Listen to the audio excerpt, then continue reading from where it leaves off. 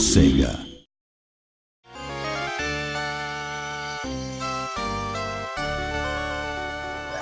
When I was thinking about what people remember fondly about the game, at the time I think it was enjoying the thrills and getting the timing right when they played it. I think enjoying the game world and experiencing the fantasy world of Disney were a big part of it too. What they'll see in the 2013 version will be nothing like the old game in some sense, but I'm hoping that players can relive the same emotions when they play it. It's taking something that was very iconic in the 16-bit era and thinking, well, how can we take something that was really special, really worked well, was one of the most iconic games of its time, and actually try and explore that in new ways with the technology. And you have to be very mindful of what made the original so successful and why people loved it, and try and bring that forward without it being just, you know, literally a one-for-one remake. There were a lot of unique games at the time in terms of graphics or the general atmosphere of the game. Even among those, this game made an impression that still lasts. And now it's being remade. The fact that we're bringing back something nostalgic that people remember fondly as a game they enjoyed years ago, to me, is the epitome of Disney.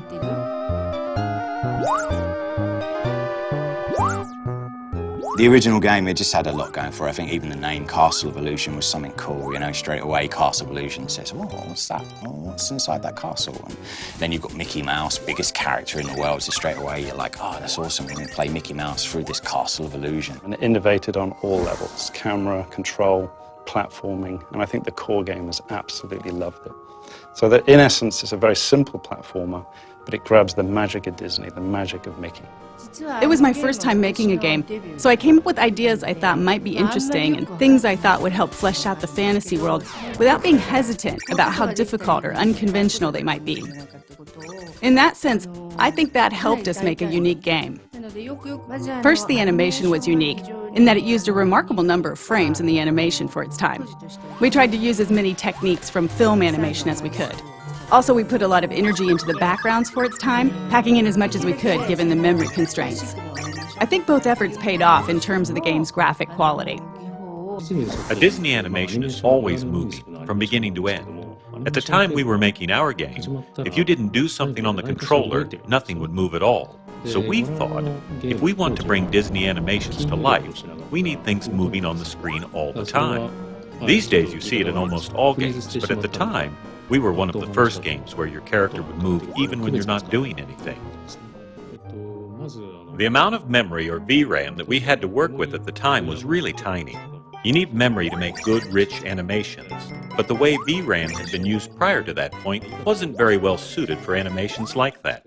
So we worked with the programmers to rebuild the system from the ground up to let us focus more on the animations. Once we got the animations where we wanted them, we adjusted the character's movements pixel by pixel for a better feel when the player controls him. When we were told to make a Mickey Mouse game, I didn't want to make a game that was just about Mickey being cute. Our focus was on how we could include the Disney World view from their classic movies. So rather than Mickey Mouse alone, we drew inspiration from the various classic movies that Disney's produced.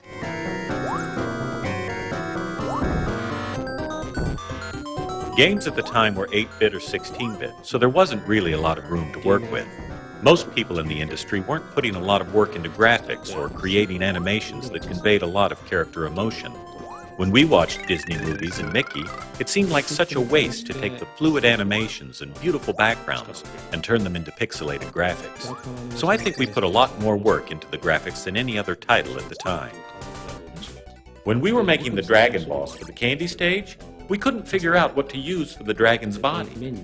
Someone from Sega's US office sent us some licorice as a suggestion. Most of the team hated it, but I couldn't stop eating it. I was holding one of the hollow ones in my mouth and breathing through it like a straw as I worked, and ended up filling the whole room with the smell. When we were working on this game, I was focused on animations and recreating the world of Disney, and now, modern technology can deliver Disney visuals directly and cinematically rather than via blocky pixel graphics. The new game will be able to recreate the world of Disney movies on a level that we weren't able to reach. The world the game creates, and the game itself as well, will be that much closer to the world you see in the movies. People will be able to enjoy that as they play. The original game had this, and it's there in the remake as well. the essence of Disney, a positive world of dreams, peace, and imagination. It's the epitome of Disney, and I hope everyone enjoys that in the new game, too.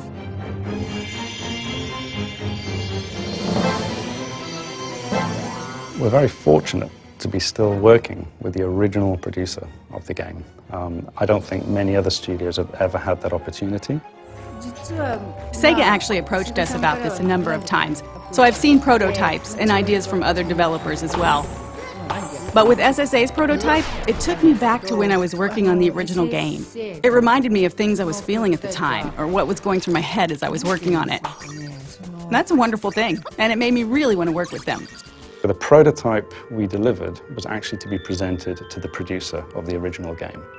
There is nothing like that as a goal to motivate a team and then to fly a lot of that team over to Japan and present live. I myself was quite nervous. I've heard that the producer was very tough, very talented. She did the original game. We were there in the meeting, everything was quiet. She walks in, everybody's very nervous. It went phenomenally well. She was happy, she was laughing, she enjoyed what we did to Mickey. For us to change the mechanics, we have to be very cautious. We can't steer too far away from the feel of Mickey, and we can't go too retro, because there were technology constraints in those days on what you could do with Mickey. So we've analyzed the feel of Mickey, the jump heights, the inertia, the turn, on the edge of a cliff, and we've been able to just knock it out of the park, all the animations. And now we're challenged by the feel of Mickey. So we feel we can move from the retro to retro plus. We can do more of what I think the gamers in those days would have loved because of our technology. It's more lifelike, it's more fun. The lighting effects are taken into the account, the candlelight in the background. So all of a sudden the personality, the core pillar of the game, Mickey, is brought to life.